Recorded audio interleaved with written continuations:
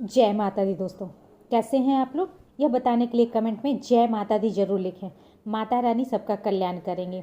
दोस्तों, आज हम बात करेंगे हरछठ व्रत के बारे में, जिसे हलछठ व्रत भी बोला जाता है, ललही छठ भी बोला जाता है।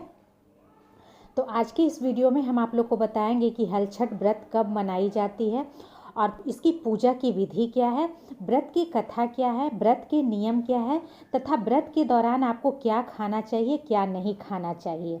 हलछठ व्रत से जुड़ी हम संपूर्ण जानकारी देंगे। वीडियो स्टार्ट करने से पहले आप लोगों से रिक्वेस्ट है, अगर अभी तक आपने मेरे इस घरेलू खबर चैनल को सब्सक्राइब नहीं किया है तो चैनल को सब्सक्राइब करेंगे। वीडियो पसंद आएगा, वीडियो को लाइक करेंगे और जितना ज़्यादा से ज़्यादा हो सके मेरे इस वीडियो को शेयर करेंगे। हल षष्ठी का व्रत श्री कृष्ण के बड़े भाई बलराम जी के जन्म के उपलक्ष्य में मनाया जाता है।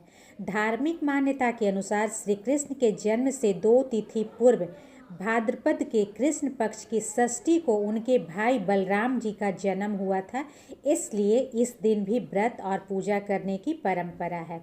हल षष्ठी का व्रत विशेषकर पुत्रवती महिलाएं करती है। यह पर्व हल षष्ठी, हल छठ, हर छठ, चंदन छठ, तीन छठी, तिन्नी छठ, ललही छठ, कमर छठ या खमर छठ के नामों से भी जाना जाता है। यह व्रत महिलाएं अपने पुत्र की दीर्घायु और उनकी संपन्नता के लिए करती है। माताएं व्रत पूजन के साथ ही अपनी संतान की दीर्घायु की कामना करती है। इस दिन हल की पूजा का विशेष महत्व है। चूँकि भगवान श्री कृष्ण के बड़े भाई बलराम का अस्त्र हल था, जिस कारण महिलाएं इस दिन हल का पूजन करती हैं। महिलाएं अपने पुत्र की सलामती के लिए निर्जला व्रत रखती हैं। चलिए सबसे पहले जान लेते हैं कि पूजा की विधि क्या है इस दिन। तो महिलाएं इस दिन सुबह स्नान आदि करके बेटे की लंबी आयु की कामना करते हुए निर्जला व्रत रखने का संकल्प लेती है। शाम के समय स्त्रियां सांकेतिक तालाब बनाकर पूजा के लिए मालिन के बनाए हरछठ के झरबेरी, पलास की टहनियाँ व कांस की डाल को एक साथ बांधने के बाद चना, गेहूँ, जौ, धान, अरहर, मूंग, मक्का व महुआ को बांस की टोकरी या फिर चुकड़ी में भरकर दूध, दही, गंगाजल अर्पित करते हुए षष्ठी देवी की पूजा करती है। जमीन को लीप कर वहाँ पर चौक बनाया जाता है। उसके बाद हरछठ को वहीं पे लगा दिया जाता है। सबसे पहले कच्चे जनेऊ का सूत हरछठ को पहनाई जाती है। ऐसी धार्मिक मान्यता है कि जो महिलाएं अपने प्रति पुत्र के हिसाब से 6 छोटे मिट्टी या चीनी मिट्टी के बर्तनों में 5 या 7 भुने हुए अनाज या मावा भरती है और जारी की एक शाखा, पलास की एक शाखा और नारी की एक शाखा को भूमि या किसी मिट्टी भरे गमले में गाड़ कर पूजन करती है, तो उसके पुत्र की सुख समृद्धि में वृद्धि होती है। अब चलिए जानते हैं कि हल षष्ठी व्रत से जुड़े नियम क्या है, जो कि आपको ध्यान में रखना है अगर आप हरछठ का व्रत करती हैं। तो हल षष्ठी का व्रत करने वाली महिलाओं को कुछ खास बातों का ध्यान रखना होता है। जैसे इस हरछठ के व्रत में गाय का दूध और दही इस्तेमाल में नहीं लाया जाता है। इस दिन महिलाएं भैंस का दूध, घी व दही इस्तेमाल करती है। इस व्रत में हल की पूजा होती है, इसलिए हल से जोता हुआ कोई अन्न और फल नहीं खाया जाता है। इस दिन व्रत करने वाली महिलाएं महुआ के दातुन से दांत साफ करती है। इस व्रत का समापन महिलाएं भैंस के दूध से बने दही और महुआ को पलाश के पत्ते पर रखकर खाती है। हरछठ के दिन दिन भर निर्जला व्रत रखने के बाद शाम को पसही के चावल या महुए का लाटा बनाकर पारण करने की मान्यता है।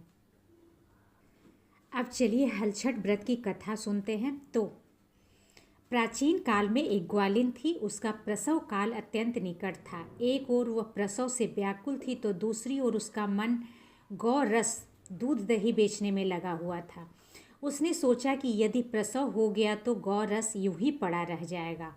यह सोचकर उसने दूध दही के घड़े सिर पर रखे और बेचने के लिए चल दी, किंतु कुछ दूर पहुंचने पर उसे असहनीय पीड़ा हुई।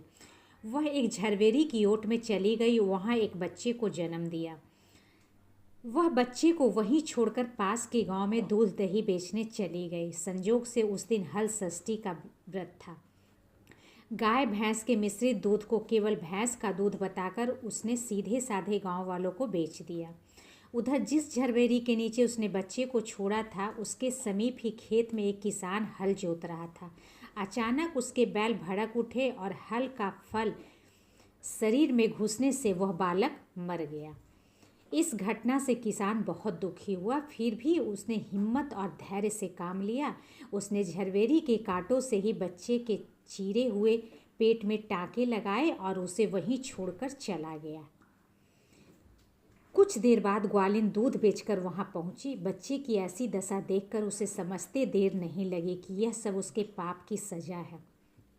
वह सोचने लगी कि यदि मैंने झूठ बोलकर गाय का दूध न बेचा होता और गांव की स्त्रियों का धर्म भ्रष्ट न किया होता तो मेरे बच्चे की यह दशा नहीं होती। अतः मुझे लौटकर सब बातें गांव वालों को बताकर प्रायश्चित करना चाहिए। ऐसा निश्चय कर वह उस गांव में पहुंची जहां उसने दूध दही बेचा था। वह गली गली घूमकर अपनी करतूत और उसके फलस्वरूप मिले दंड का बखान करने लगी। तब स्त्रियों ने स्वधर्म रक्षार्थ और उस पर रहम खाकर उसे क्षमा कर दिया और आशीर्वाद दिया। बहुत सी स्त्रियों द्वारा आशीर्वाद लेकर जब वह पुनः झरबेरी के नीचे पहुंची तो यह देखकर आश्चर्यचकित रह गई कि वहां उसका पुत्र जीवित अवस्था में पड़ा है। तभी उसने स्वार्थ के लिए झूठ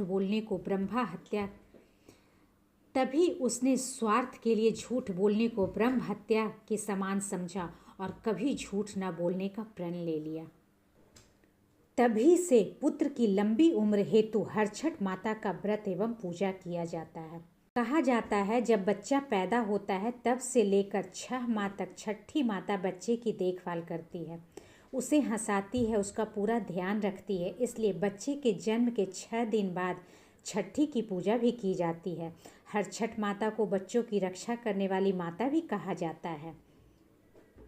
तो दोस्तों, हरछठ की पूजा करें तो उसके बाद हरछठ माता की कथा अवश्य पढ़ें, उसके बाद माता जी की आरती अवश्य करें, तत्पश्चात आप पारण करें।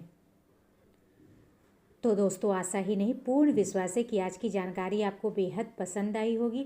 वीडियो को लाइक करें, शेयर करें और मेरे इस घरेलू खबर चैनल को सब्सक्राइब करें। थैंक्स।